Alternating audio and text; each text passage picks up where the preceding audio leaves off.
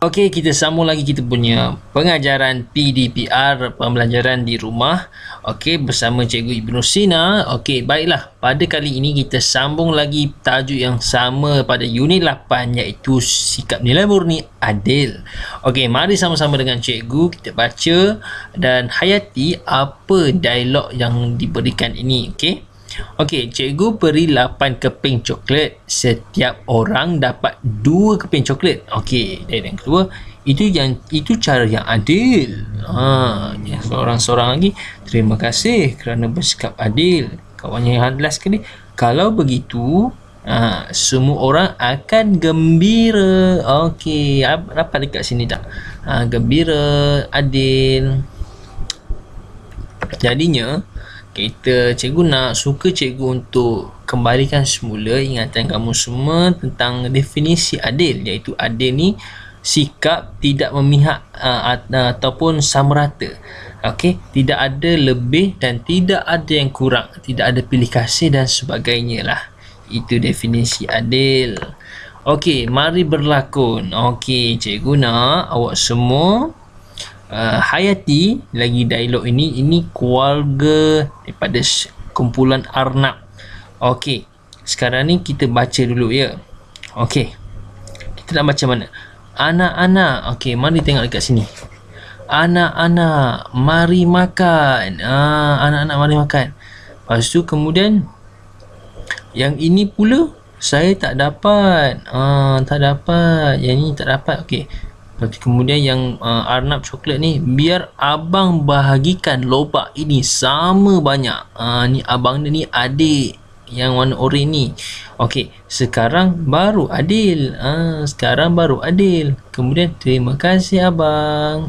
Itulah lakonnya. Itu antara adik-beradik. Awak dekat rumah pun contoh, salah satunya contoh.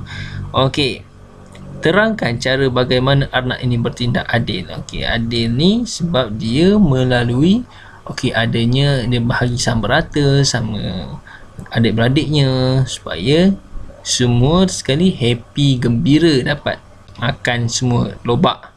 Okey, kemudian bagaimana kamu bertindak adil dengan adik-beradik dan rakan-rakan?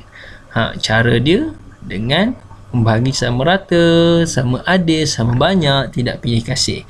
Okey, dengan cara ini kalau kita amalkan ni, dia akan menyebabkan kita lebih menghayati sikap nilai murni itu, lebih perasaan gembira. Okey, kenapa ada kat sini? Semua gembira. Okey, pengajaran yang dapat kita lihat di sini, situasi yang sebentar tadi, mengikut situasi lakonan berikut, Abang Arnab bertindak adil dengan membagikan lobak sama rata terhadap adik-adiknya supaya tidak berlaku pergaduhan.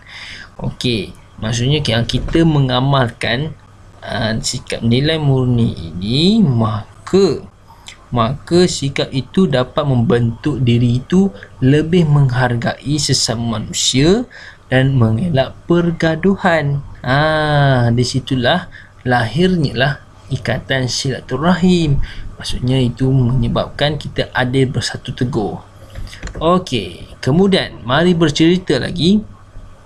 Cerita yang seterusnya ini kisah 2 ekor kucing dengan seekor tuannya, bukan seekor tuannya, iaitu tuannya lah. Okey, Ranjit yang adil. Okey, maksudnya kucing warna oranye ni biasa panggil Oyen lah nama dia kan. Wah, sedapnya. Kucing kurus ni sikitnya, tengok dia punya makanan sikit, yang ni banyak kan. Okey, kemudian Ranjit ni dia tidur. Ranjit tak adil. Saya benci Ranjit. Maksudnya Ranjit ini bermimpi.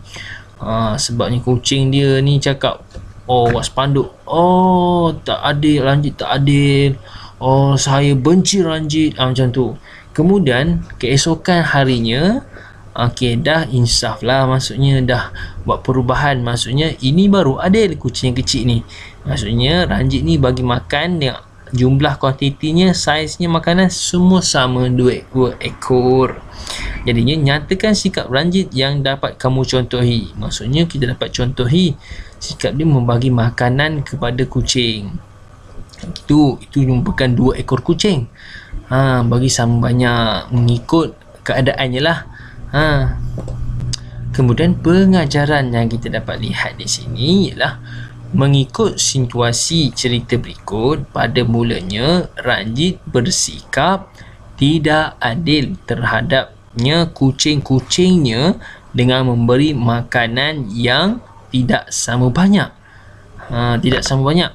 Tetapi selepas bermimpi dan Ranjit sedar akan kesilapannya, Ranjit telah bersikap adil dengan memberi makanan yang sama banyak dengan kucing-kucingnya. Maksudnya dia ada 2 ekor, bagi sama banyak kuantitinya. Tak kira lah kucing tu warna oren ke, kucing tu gemuk ke, kurus ke, kedua-duanya dapat sama rata. Okey, kesimpulannya dekat sini ialah adik-adik haruslah bersikap adil terhadap keluarga, rakan-rakan dan juga binatang agar hidup adik-adik lebih bermakna. Okey, cikgu harap semua sekali dapat mengamalkan sikap itu. Merupakan 2 contoh. Okey, boleh kemukakan video ini, tengok balik pengajaran dia, kemudian jom kongsi pengalaman. Okey, cerita tadi cikgu bagi contoh 2 cerita, kita dapat lihat di rumah lah sama ada contohnya.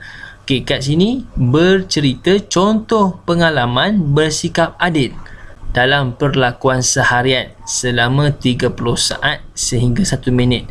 Maksudnya awak bercerita, berkongsi pengalaman awak berkaitan dengan kehidupan awak seharian.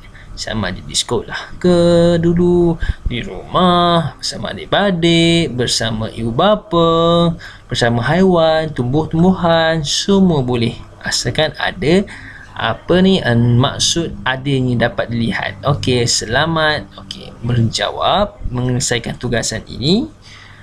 Contoh. Okey, cikgu bagi contoh lagi Contoh kalau kita dapat lihat contoh sebelum ni, cikgu beri contoh kita dapat buat adil dengan rakan-rakan semua. Awak maksudnya kat sini awak buat sesuatu perbuatan, kemudian awak rungkaikan cerita dekat cikgu. Okey, boleh. Sebab kalau cikgu nak minta awak untuk ambil video klip dan sebagainya, itu melibatkan banyak durasi masa video. Jadinya cikgu simpulkan di sini, awak cerita, rumuskan sahaja kepada cikgu. Okey, selamat mencuba. Okey, maksudnya di sini yang pertama, awak akan melakukan sesuatu perlakuan ataupun sikap adil sama ada di rumah maupun di luar rumah.